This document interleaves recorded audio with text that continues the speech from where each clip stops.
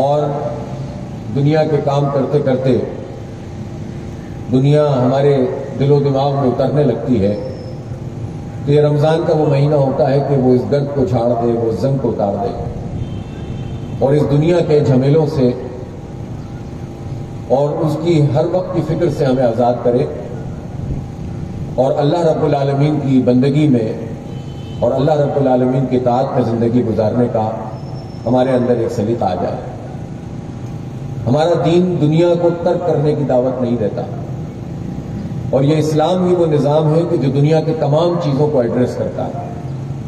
یہ تصور صحیح نہیں ہے کہ جب ہم دین کا کام کریں یا عبادت کا کام کریں یا نماز پڑھیں یا روزہ رکھیں تو اس کا دنیا کے کسی معاملے سے تعلق نہیں ہے، اور جب ہم دنیا کا کام کریں، کسی دکان پہ بیٹھے ہوں، کوئی تجارت کر رہے ہوں، حکومت کے معاملات چلا رہے ہوں، معیشت کا پورا سسٹم چلا رہے ہوں، یا اپنا کوئی بھی ذاتی دنیاوی کام کر رہے ہوں، تو یہ تصور آتا ہے کہ یہ دنیاوی کام ہے۔ ہمارا دین اور دنیا کی یکجائی کا نام ہے، اور ہمارا دین وہ دین ہے کہ جو ہم سے تقاضا کرتا ہے کہ دین میں پورے کے پورے داخل ہو، ادخلوا فی السلم کافہ، اور دین میں پورے کے پورے داخل ہونے کا مطلب یہ ہے کہ تمہارے ارد گرد کے ماحول میں بھی دین ہونا چاہیے اور تمہارے گھر میں بھی دین کا چلن ہونا چاہیے، تمہارے اخلاق اور کردار میں بھی دین کی جھلک نظر آنی چاہیے، اور اس کے ساتھ ساتھ پورا معاشرہ بھی دین کے مطابق چلنا چاہیے۔ اور معاشرے جن چیزوں سے گورن ہوتے ہیں، وہ نظام ہوتا ہے، وہ حکومت ہوتی ہے، وہ ریاست ہوتی ہے، تو ہمارا دین ہم سے تقاضا کرتا ہے، یا اللہ کا کلام ہم سے تقاضا کرتا ہے کہ اس نظام میں بھی اللہ کی حاکمیت قائم ہونی چاہیے۔ رمضان المبارک کا مہینہ قرآن کا مہینہ ہے، اور قرآن پاک کی اس میں کثرت سے تلاوت ہوتی ہے، ہر مسجد میں تراویح ہوتی ہے، ایک مسجد میں کئی جگہ تراویح ہوتی ہے، گھروں میں لوگ اہتمام کرتے ہیں، بہت بڑی تعداد میں حفاظ کرام الحمدللہ موجود ہیں۔ جن لوگوں کو توفیق ہوتی ہے وہ تلاوت کرتے ہیں، جن کو توفیق ہوتی ہے وہ تلاوت کے ساتھ ساتھ ترجمہ اور تفسیر سے بھی پڑھتے ہیں تاکہ سیکھ سکیں، سمجھ سکیں۔ پورا قرآن پاک آپ اٹھا کر دیکھ لیجئے، یہ محض کسی ذات کو ایڈریس نہیں کرتا، پورے نظام کو ایڈریس کرتا ہے۔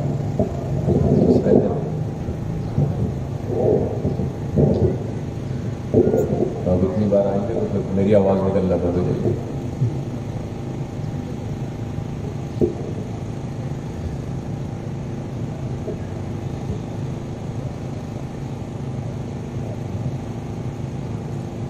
تو اس لیے میرے بھائیوں اور دوستوں، دین کی اس فکر اور اس دعوت کو بھی سمجھنے کی ضرورت ہے، اور اللہ کا یہ کلام مغلوب رہنے کے لیے نہیں آیا ہے، غالب ہونے کے لیے آیا ہے، اور اس کے غلبے کا مطلب یہ ہے کہ ہماری زندگی کا تمام فیصلے اس کے حکم کے مطابق ہونے چاہیے۔ لیکن جس طرح ابھی توفیق بھائی بتا رہے تھے کہ بدقسمتی یہ ہے کہ وہ ملک جو ہم جہاں سب مسلمان اکثریت میں رہتے ہیں، کلمہ گو لوگ رہتے ہیں، وہ ملک جو ہم نے بنایا ہی اسلام کے نام پر اور اس کے نظام کے نام پر تھا، 73-74 سال گزرنے کے باوجود اس میں اسلام ایک پریکٹسنگ ریلیجن کے طور پر، ایک اسٹیٹ کے نظام کے طور پر قائم نہیں ہے، اور اسلام یا مذہب کو ہم صرف چند عبادات یا چند جو ہے وہ ایسی چیزیں کہ جو ظاہر میں نظر آتی ہیں اس تک محدود کر دیتے ہیں۔ اس لیے اس تصور دین کو معاشرے میں پھیلانا، سمجھانا، بتانا اور اس کے مطابق ایک تحریک کو اٹھانا، یہ ہم سب کی ذمہ داری ہے۔ ممکن نہیں ہے کہ اللہ رب العالمین کی حاکمیت مسجد میں موجود ہو، روزے میں ہم اللہ کو حاکم مانیں، حاضر و ناظر جانیں کہ وہ ہمیں دیکھ رہا ہے، اس کے قبضے قدرت میں ہماری جان ہے، ہم سب کے سامنے بھی پانی نہیں پئیں گے کہ روزہ ہے، اور چھپ کے بھی پانی نہیں پئیں گے کہ کوئی نہیں دیکھ رہا لیکن اللہ دیکھ رہا ہے۔ تو پھر کیسے ممکن ہے کہ نظام حکومت اللہ کی مرضی کے مطابق نہ چلے؟ کیا اس کا خدا کوئی اور ہے؟ کیا معیشت کا خدا کوئی اور ہے؟ کیا اللہ تعالیٰ نے اس کلام میں، کیا رسول پاک صلی اللہ علیہ وسلم نے اپنی سیرت میں اور اپنی احادیث میں، اور جو آپ نے پوری زندگی بسر کی اور مدینے میں ایک اسٹیٹ کو قائم کیا، کہ وہاں پر معیشت کا کوئی حکم ہمیں نہیں دیا ہے؟ کیا سود کا انکار اس قرآن پاک میں موجود نہیں ہے؟ اور سود کا نظام چلانا اور سود کو نہ چھوڑنا اللہ اور اس کے رسول سے جنگ کرنے کے مترادف قرار نہیں دیا گیا؟ اسی قرآن پاک میں یہ چیز موجود ہے۔ یہی قرآن پاک ہمیں بتاتا ہے کہ اللہ کے حکم کے مطابق جو لوگ فیصلے نہیں کرتے وہ کافر ہیں، وہ ظالم ہیں، وہ فاسق ہیں۔ جو آج کل تلاوت کی جا رہی ہے مساجد میں، انہی سورہ نساء کی، سورہ مائدہ کی، سورہ انعام، سورہ اعراف، اللہ کی حاکمیت، اللہ کے آگے جھک جانا، پچھلی قوموں کے تمام اعمال کے کس طرح اللہ سے انہوں نے بغاوت کی اور کس طرح جس جو ہے وہ انجام سے وہ دوچار ہوئے، وہ سب اس قرآن کے اندر موجود ہے۔ اور اسی قرآن کے پاک میں جو تلاوت ہم کر رہے ہیں اس میں ہمارے خاندانی نظام سے متعلق بھی ہدایات اور رہنمائی موجود ہے، اس میں وراثت کا بھی حکم موجود ہے، اس میں وصیت کرنے کا طریقہ بھی بتایا گیا ہے، اس میں اپنے گھر والوں کے ساتھ کیا سلوک کرنا ہے وہ بھی موجود ہے، اس میں نکاح اور طلاق کے مسائل بھی ہیں، اور اس کے ساتھ ساتھ جس طرح میں نے کہا کہ معیشت بھی بتائی گئی ہے کہ وہ سود پر نہیں چل سکتی، سود سے پاک نظام معیشت کا، زکوٰۃ کا نظام، عدل اور انصاف، قصاص کا قانون معاشرے کے اندر موجود ہو، جس میں جو ہے وہ جو قتل کرے اس کے بدلے اس کو قتل کیا جائے گا۔ یہ نہیں کہا جائے گا کہ ہم سے یورپی یونین ناراض ہو جائے گی اگر ہم نے قتل کے بدلے قتل کرنا شروع کیا۔ اور قرآن عظیم الشان جس چیز کو سب سے زیادہ نمایاں کرتا ہے وہ رسول پاک صلی اللہ علیہ وسلم کی سیرت گرامی ہے کہ لقد کان لکم فی رسول اللہ اسوۃ حسنہ، کہ تمہارے لیے تو رسول اللہ صلی اللہ علیہ وسلم کی زندگی میں، آپ کی سیرت میں بہترین طریقہ ہے، بہترین اسلوب ہے، بہترین نمونہ ہے۔ اور یہی قرآن ہمیں بتاتا ہے کہ النبی اولیٰ بالمؤمنین من انفسہم وازواجہ امہاتہم، کہ جو نبی صلی اللہ علیہ وسلم کی ذات گرامی اہل ایمان کے لیے سب سے مقدم ہے۔ آپ کے نام کی حرمت، آپ کی عصمت، آپ کا ناموس اہل ایمان کے لیے سب سے قیمتی متاع ہے۔ اس لیے اہل ایمان کی یہ ذمہ داری ہے کہ وہ دین کے اوپر اٹھ کر کھڑے ہوں اور زندگی کے تمام معاملات کو اس دین کے مطابق حل کرنے کی کوشش کریں۔ اور وہیں یہ امت مسلمہ کی ذمہ داری ہے کہ نبی پاک صلی اللہ علیہ وسلم کی ناموس کی حرمت کا تحفظ، حرمت اور اس کے تحفظ کے لیے جدوجہد کریں۔ لیکن المیہ یہ ہے کہ آپ اختلاف کر سکتے ہیں کہ اس طرح احتجاج نہیں ہونا چاہیے اور اس طرح احتجاج نہیں ہونا چاہیے، لیکن ہم اس بات کو جانتے ہیں کہ آپ احتجاج کرنے والوں سے تو یہ بات کہتے ہیں کہ ان کا طریقہ یہ ہونا چاہیے، لیکن حکومت جو ذمہ دار ہوتی ہے، جو ایک آئین کے تحت چلتی ہے، جس کے پاس مسائل ہوتے ہیں، اگر حکومتیں اپنے معاہدوں کی پاسداری نہ کریں اور جھوٹ بولیں پوری قوم اور پوری دنیا کے سامنے، تو ان حکومتوں کے بارے میں ہمارا آئین کیا کہتا ہے، ہمارا قانون کیا کہتا ہے، دفعہ 62-63 کیا کہتی ہے؟ کیا وہ وزراء جو دستخط کر کے کہتے ہوں کہ ہم فلاں تاریخ تک جو ہے وہ سفیر کو نکال دیں گے اور بعد میں کہیں کہ اگر ہم نے نکال دیا تو ہم سے یورپی یونین ناراض ہو جائے گی، تو یہ بات کیا ان کو پہلے نہیں معلوم تھی؟ تحریری معاہدہ کر کے پھر جانے والوں کے بارے میں تو قرآن پاک نے بہت واضح احکامات دیے ہیں۔ تو پھر بتائیے کہ یہ قانون کیا کہتا ہے، یہ آئین کیا کہتا ہے؟ حکومت اور ریاست کے لیے کوئی آئین نہیں ہے، احتجاج کرنے والوں کے لیے سب آئین لے آتے ہیں، اور پھر یک طرفہ طور پر پروپیگنڈا کیا جائے، ایک طرف کی چیزیں دکھائی جائیں، دوسری طرف کے موقف کو پیش ہی نہ کیا جائے۔ آج سے چند برس پہلے سانحہ ماڈل ٹاؤن ہوا تھا اور وہ بھی بہت بڑا ظلم ہوا تھا، اور اس ماڈل ٹاؤن کے سانحے کے حوالے سے پورے الیکٹرانک میڈیا کے اوپر ڈیبیٹ ہوئی تھی، گفتگو ہوئی تھی، دونوں طرف کا موقف سامنے آتا تھا۔ آج تک ان کو بھی انصاف نہیں ملا، لیکن آج جو کچھ لاہور میں ہوا ہے، یا آج سے چند دن پہلے پورے ملک میں جو کچھ یلغار کی گئی ہے مظاہرین کے اوپر، اور اس کے جواب میں پھر رد عمل بھی ہوا، اس پہ تو کوئی دوسرا موقف سامنے لانے نہیں دیا جا رہا۔ یہ کیسا جبر ہے؟ یہ کون سا نظام ہے؟ کہتے ہیں میڈیا آزاد ہے، کہتے ہیں صحافت آزاد ہے، یہ کس نے ان کو پابند کر کے رکھا ہوا ہے؟ ایسی ہی بات ہے تو دونوں طرف کا موقف سامنے لایا جائے، اس معاہدے کو سامنے لایا جائے اور پوری دنیا سے سوال کیا جائے کہ اس معاہدے کے مطابق ان کو کیا کام کرنا چاہیے تھا۔ اس لیے اگر حکومت آگ سے کھیلنا شروع کرے اور اپنے ہی شہریوں کے اوپر ڈائریکٹ گولیاں چلانا شروع کرے تو یہ زوال کی علامت ہوتی ہے، اور پورا نظام اگر صرف اپنے بیرونی آقاؤں کو خوش کرنے کے لیے کام شروع کرے اور بزدلی کا مظاہرہ کرنے لگے تو پوری قوم کو یہ بزدل بنانے کا کام ہوتا ہے۔ اس لیے جو رسول پاک صلی اللہ علیہ وسلم سے محبت کرتا ہے اس کے اپنے تقاضے ہیں۔ ہم یہ جانتے ہیں کہ ان تقاضوں میں جہاں احتجاج ہے، جہاں پر آواز کو اٹھانا ہے، وہیں اپنے آپ کو اس اخلاق اور کردار سے مزین کرنا بھی ہے، لیکن حکومتی سطح پر، ریاستی سطح پر، میڈیا کی سطح پر لوگوں کی تربیت کا کیا انتظام ہے؟ تعلیم کا نظام بھی پورا اسلام کے مطابق نہیں ہے۔ میڈیا کے ذریعے سے جو یلغار ہے، خود وزیر اعظم جب یہ کہے کہ فحاشی پھیل رہی ہے تو جس کو فحاشی کو ختم کرنا ہے وہی اس بات کا رونے لگتا ہے، جس کو اقدامات کرنے ہیں وہ جو ہے وہ شکوہ کر رہا ہوتا ہے، اور اس میں بھی لبرل سیکولر لابی صرف ایک جملے کو بھی برداشت نہیں کر پاتی. جب فواحش کو آپ پھیلائیں گے، جب منکرات کو آپ پھیلائیں گے، جب سود کو آپ پھیلائیں گے، جب حرام کو آپ پھیلائیں گے اور سارے ایسے لوگوں کی حوصلہ افزائی کریں گے جو دین کے خلاف ہیں، ان کو میڈیا میں جگہ ملے گی، لیکن ناموس رسالت پر بات کرنے والوں کو جگہ نہیں ملے گی. آپ کسی پروگرام کا عنوان ختم نبوت کے حوالے سے کریں، الیکٹرانک میڈیا پر پابندی ہے. کون سی یہ قادیانی لابی ہے جو اس وقت ہمارے نظام کے اوپر چھائی ہوئی ہے کہ جو ختم نبوت کے حوالے سے ہونے والے کسی جلسے کو کور نہیں کرتی؟ یہ کون سی لابی ہے کہ جو خاص طر سے اس ملک کو سیکولر اور لبرل بنانا چاہتی ہے؟ نام اس کا FATF رکھ دیتے ہیں، نام اس کا رکھ دیتے ہیں کہ ہم مساجد کی رجسٹریشن کرنا چاہتے ہیں، لیکن در حقیقت یہ مساجد کو بھی کنٹرول کرنا چاہتے ہیں. اس لیے اس پر سنجیدہ بحث بھی ہونی چاہیے اور ہم سب لوگوں کو اپنا کردار بھی ادا کرنا چاہیے. ہم کسی مظاہرے میں کسی پولیس والے کو مارنے کے حامی نہیں ہو سکتے، ہم کسی پولیس والے کو اغوا کرنے کے حامی نہیں ہو سکتے، ہم وہ جلاؤ گھیراؤ جس سے عام لوگوں کو نقصان ہو اس کی حمایت نہیں کر سکتے. لیکن یک طرفہ طور پر یہ تمام چیزیں پیش کی جائیں اور جو حکومت آنسو گیس کے شیل پرامن مظاہرین کے اوپر پھینکے اور براہ راست گولیاں چلائیں، وہ موقف سامنے نہ آئے تو اس کے نتیجے میں تو اور فرسٹریشن بڑھتی ہے.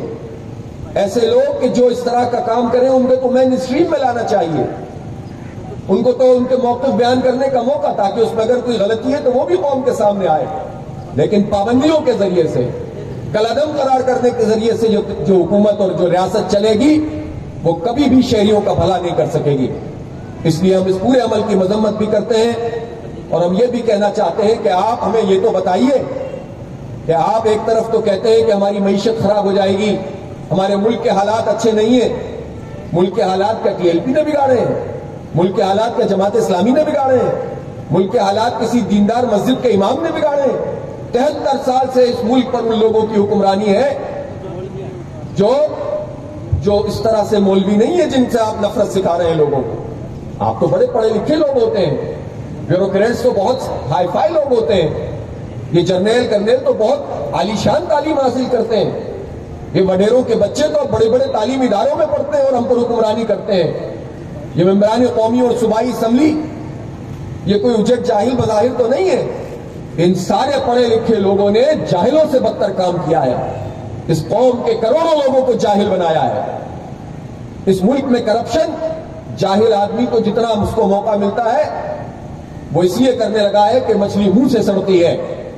لیکن کرپشن کے تو اصل وہ لوگ ہیں مرکز کے جو سارے اسمبلیوں میں ہوتے ہیں، حکمرانوں میں ہوتے ہیں، حکمرانی میں ہوتے ہیں، ایوانوں میں ہوتے ہیں. تو معیشت تو آپ نے تباہ کی ہے، آپ نے ہمیں امریکہ سے خوف زدہ کروایا ہے.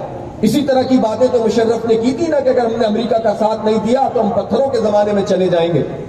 تو اس کے نتیجے میں پھر کیا ہوا تھا؟ آج آرمی چیف کو اگر کہنا پڑے کہ امریکہ کا ساتھ دینا ہماری غلطی تھی اور وہ جنگ ہماری جنگ نہیں تھی، تو کیا 10 سال بعد 20 سال بعد کوئی نیا آرمی چیف آ کر یہ کہے گا کہ TLP پہ گولیاں چلانا صحیح کام نہیں تھا؟ کیا کوئی وزیر اعظم پھر اپنا اعتراف کرے گا جرم کا؟ اور اس کے نتیجے میں جو امریکہ کا ہم نے ساتھ دیا ہمارے دوست دشمن بن گئے. ہمیں 150 ارب ڈالر کا نقصان اٹھانا پڑا اس ملک کو. آج ہم 7-7 ارب ڈالر کی بھیک مانگ کر بجلی کی قیمت بڑھاتے ہیں، گیس کی قیمت بڑھاتے ہیں کہ بھئی IMF کہہ رہا ہے ورنہ قرضہ نہیں دے گا. وہ جو معیشت ہماری تباہ کی امریکہ کا ساتھ دینے کے نتیجے میں، وہ جو 1 لاکھ فوجی بھی اور سویلین بھی دہشت گردی کا شکار ہوئے امریکہ کا ساتھ دینے کے نتیجے میں، آپ لوگوں کی ان پڑھے لکھے جاہل لوگوں کی حکمرانوں کی جو ہے حکمرانی میں جو اس ملک کے نظام کے اوپر حاوی لوگ ہیں، آپ کے فیصلوں کے نتیجے میں ہماری معیشت تباہ ہے، آپ کی کرپشن کے نتیجے میں ہم برباد ہوئے ہیں. اس لیے ہم سے نہ کہیں کہ کرپشن بہت ہے اور معیشت تباہ ہے اس لیے ہمیں ہر بات ان کی ماننی پڑے گی. ہم اپنی غیرت کا سودا نہیں کر سکتے. آپ تو ہمیں ویسے ہی مار رہے ہیں. ہم اس شہر کراچی میں رہتے ہیں، یہ شہر کراچی تو پاکستان کی معیشت چلانے والا شہر ہے. آدھا ٹیکس جو ہے وہ کراچی دیتا ہے، آدھا پورا ملک دیتا ہے. آپ اس کراچی کے ساتھ کیا سلوک کرتے ہیں؟ آپ کراچی کے نوجوانوں کو ملازمت نہیں دیتے، آپ کراچی میں تعلیمی ادارے نہیں بناتے، آپ کراچی میں سڑکوں کی پیچ ورک نہیں کرتے، آپ کراچی میں لوگوں کو پانی نہیں پہنچاتے، آپ کراچی میں کہ الیکٹرک جیسی پرائیویٹ مافیا کو مسلط کر کے رکھتے ہیں، تو آپ تو اس ملک کے خیر خواہ کتنے ہیں ہم جانتے ہیں اس بات کو. جو کرپشن کرنے والا ادارہ، جو اوور بلنگ کرنے والا ادارہ، وہ ہر وزیر اعظم کے دوست یہی کہ الیکٹرک کے لوگ ہوتے ہیں. موجودہ وزیر اعظم بھی بڑی باتیں کرتے ہیں، سارے اپنے انہی لوگوں کو بٹھا کر رکھتے ہیں. پچھلے بھی یہی کام کر رہے تھے، اس سے پچھلے بھی یہی کام کر رہے تھے. تو ہم آپ کی اہلیت بھی جانتے ہیں، آپ کی صلاحیت بھی جانتے ہیں، اور آپ کی نیکی اور دیانت بھی جانتے ہیں کہ جو کچھ جس کا پرچار آپ لوگ کرتے ہیں، چوروں کو اکٹھا کر کے، ڈاکوؤں کو ساتھ ملا کے، آپ یہ سمجھتے ہیں کہ حالات درست ہو جائیں گے؟ نہیں ہو سکتے ہیں. اس لیے جو ایک شہر کراچی جو ترقی یافتہ شہر تھا، اس کو تم میرے تنزلی کی طرف لے گئے. تم وہاں پر عدل نہیں کر سکے، تم وہاں ٹرین چلتی تھی اس کو بند کرنے والے بن گئے. یہ سارے کے سارے وہی لوگ حکمران ہیں ہم پر. کون سی تبدیلی آتی ہے اس ملک کے اندر؟ اور یہ کہہ رہے ہوتے ہیں کہ اس سے ملک کی بڑی بدنامی ہوگی. اس ملک کی بدنامی اور کیا ہوگی کہ 3 کروڑ سے زائد لوگوں کے شہر کی آبادی کو آپ اپنے فیصلے سے آدھا کر دیں، قانونی طور پر ہمیں آدھا کر دیں اور خوشیاں منائیں کہ ہم نے بڑا اچھا فیصلہ کیا. اس سے بڑھ کر ظلم کیا ہوگا؟ جو ٹرانسپورٹ کمپنی یہاں چلتی ہے اس کو بند کر دیا جائے اور اب کوئی پبلک سیکٹر کی ٹرانسپورٹ لوگوں کو اویلیبل نہیں ہے. سرکار کی کوئی اس میں جو ہے وہ حصہ نہیں ہے. دنیا میں میگا سٹیز میں حکومتیں سبسیڈائز کرتی ہیں تمام چیزوں کو. تو جب آپ ایک طرف لوگوں کو انصاف نہیں دے سکتے، عدل نہیں دے سکتے، آپ ٹرانسپورٹ نہیں دے سکتے، آپ پانی نہیں دے سکتے، آپ بجلی نہیں دے سکتے، تو جو حکمران طبقہ جو ہر پارٹی میں، ہر بیوروکریسی میں ایک طبقہ ہے جو سب جگہ موجود ہے، آپ کی حکمرانی ہے، آپ نے ہمیں دنیا میں بدنام کیا ہے. اس لیے ہم سے صرف یہ کہہ کر آپ نبی پاک صلی اللہ علیہ وسلم کے نام کی حرمت کو جو نعوذ باللہ پامال کرنے کی کوشش کرنے والے لوگ ہیں ان کو آپ سپورٹ نہیں کر سکتے. آپ صرف ٹویٹ کرتے رہیں اور وہ ہمارے نبی پاک صلی اللہ علیہ وسلم کی شان میں گستاخی کرتے رہیں. پاکستان کے بارے میں جب ہم یہ کہتے ہیں کہ ہم اس پر اپنی آواز بلند کریں تو کہتے ہیں عرب کے لوگ بھی تو نہیں کر رہے. ہم یہ پوچھنا چاہتے ہیں کہ دنیا میں وہ کون سا ملک ہے جو صرف اسلام کے نام پر جد و جہد کر کے حاصل کیا گیا ہے؟ وہ پاکستان ہے. وہ کون سا عالم اسلام کا ملک ہے جس کے پاس ایٹمی طاقت ہے؟ وہ پاکستان ہے. اگر کوئی عرب ملک کسی اسرائیل کے ساتھ سمجھوتا کرتا ہے تو اس کا یہ عمل ہمارے لیے درست نہیں ہو سکتا. ہم کسی بھی اسرائیلی لابی اور کسی قادیانی لابی کو یہ اجازت نہیں دے سکتے کہ ہماری تمناؤں کا خون کر کے یہودیوں کے ساتھ مل جائیں اور قادیانیوں کے ساتھ مل جائیں اور ان لوگوں کے ساتھ مل جائیں کہ جو پاکستان کو تباہی نہیں کر رہے ہیں بلکہ ہمارے جو علامات ہیں، ہمارے دین کی علامات، اس پر حملہ آور ہو رہے ہیں. اس لیے ناموس رسالت کا تحفظ یہ کسی ایک پارٹی کا کام نہیں ہے، یہ امت کا کام ہے جو ہمیں انجام دینا چاہیے. ہم یہ سمجھتے ہیں کہ حالات کو درست کیا جائے، مذاکرات کا راستہ کھولا جائے، اسی میں خیر ہے. ورنہ یہ معاملہ اتنا حساس ہے کہ وقتی طور پر اگر دبا بھی لیا جائے گا تو یہ دب نہیں سکتا معاملہ. آپ یہ چاہتے ہیں کہ لوگوں کو مین اسٹریم سے نکال کر دہشت گرد بنا دیں. اس ملک کو کتنے دہشت گردوں کی ضرورت ہے جو آپ بنانا چاہتے ہیں؟ آپ کیوں لوگوں کو دھکیل کر دیوار سے لگانا چاہتے ہیں؟ صرف چند لوگوں کی کتنی تجارتیں ہماری فرانس کے ساتھ؟ کیا دے دیتا ہے ہمیں یورپی یونین؟ کتنی ہماری ایکسپورٹ ہے؟ کل 24 جو ہماری ایکسپورٹ ہے اس کا سائز کیا ہے کہ جس کے اوپر ہم اتنے پریشان ہو رہے ہیں کہ سب کچھ تباہ ہو جائے گا؟ وہ بھائی جتنے ریسورسز یہاں موجود ہیں اس کو صحیح طریقے سے استعمال کر لیں تو ہمارے مسئلے خود ہی حل ہو سکتے ہیں. اور پاکستان جس خطہ زمین کا نام ہے، اس میں کوئی پاکستان کو اس بنیاد پر نظر انداز نہیں کر سکتا کہ ہمارا ناموس رسالت کے حوالے سے اسٹینڈ کیا ہے. سب کی ضرورت پاکستان ہے. چائنا کی ضرورت بھی پاکستان ہے اور امریکہ کی ضرورت بھی پاکستان ہے. روس اور ایران کی ضرورت بھی پاکستان ہے. اس لیے اپنے آپ کو بے وقت کرنا، یہ جو کمزور طبقہ ہوتا ہے، بزدل طبقہ ہوتا ہے، یہ بندوقیں صرف اس لیے نہیں ہے کہ اپنے ہی لوگوں پہ گولیاں چلاؤ اور کشمیر کا سودا کر دو. یہ طاقت آپ کو اللہ نے اس لیے دی ہے کہ آپ ان مظلوموں کی داد رسی کرو جو کشمیر میں پاکستان پاکستان کہتے ہوئے جام شہادت نوش کر رہے ہیں. تو آپ وہ سب کچھ تو کر نہیں پا رہے اور آپ اپنے ہی لوگوں پہ گولیاں چلا رہے ہیں. اس سے حالات درست نہیں ہوں گے. ہوش کے ناخن لیے جائیں، حالات کو درست کیا جائے. اور آج ہم یہ چاہتے تھے کہ ہم کراچی کے ان تمام مسائل مشکلات پر بھی گفتگو کریں، لیکن حادثہ اتنا بڑا ہے اور وقت اتنا کم ہے کہ میں آج اس پر گفتگو نہیں کر رہا، لیکن یہ ضرور چاہتا ہوں کہ کراچی کے حوالے سے جو تحریک جماعت اسلامی لے کر چل رہی ہے، ہم سب مل کر اس تحریک کو آگے بڑھائیں اور اپنے اس کراچی کو واپس لے کر آئیں کہ جو چمکتا دمکتا بھی ہو اور ترقی کرتا ہوا بھی ہو۔ ہمارے بچوں کی قسمت میں صرف یہی نہیں ہے کہ وہ دھکے کھاتے پھریں، ان کے لیے کوئی تعلیمی ادارہ نہ ہو، تعلیم مہنگی سے مہنگی تر ہوتی چلی جائے، ہمیں کوئی علاج کی سہولتیں دینے کے لیے حکومت کے پاس کچھ نہ ہو، ہماری قسمت میں یہ نہیں ہے۔ ہمارے زمانے میں بھی اگر ایک کراچی یونیورسٹی میں 125 پوائنٹ چلا کرتے تھے تو آج ہمارے بچوں کے لیے پوائنٹ کیوں نہیں چلتے؟ آج کیوں نہیں ہمیں ساری سہولتیں مل سکتی؟ اس لیے جو قبضہ کرنے والے ہیں، قبضہ گروپ، وہ آپ کو کچھ نہیں دیں گے، آپ کو تحریک چلانی پڑے گی، آپ کو جد و جہد کرنی پڑے گی۔ اس لیے حقوق کراچی کی اس تحریک میں بھی میں چاہتا ہوں آپ ساتھ دیں، اور اس کام کو بھی آپ یہ نہ سمجھیں کہ یہ دنیاوی کام ہے۔ حق کے لیے کھڑا ہونا عبادت کا کام ہے، انصاف کی فراہمی کی جد و جہد کرنا یہ دین کا کام ہے۔ عوام الناس کی خدمت خلق، وہ پانی کے پلانٹ بھی ہے جس کا بھی ہم نے سنگ بنیاد رکھا ہے۔ جماعت اسلامی سے زیادہ کون پانی کے پلانٹ چلاتا ہے؟ کون راشن بانٹتا ہے؟ کون اسپتالوں کا نظام چلا رہا ہے؟ الحمدللہ یہ سارے کام بھی کر رہے ہیں، لیکن سب سے بڑی خدمت یہ ہے کہ اللہ رب العالمین کی حاکمیت کا نظام قائم ہو تاکہ عدل اور انصاف ریاست کی سطح پہ لوگوں کو ملے۔ تو انصاف کا لمبردار بننا بھی عبادت ہے، اور اس کے لیے جد و جہد کرنا یہ بھی رمضان المبارک کا درس ہے۔ اللہ تعالی ہم سب کو ان تمام باتوں پہ غور و فکر کرنے کی توفیق عطا فرمائے۔ وآخر دعوانا الحمدللہ رب العالمین۔ اللہم صلی علی سیدنا محمد۔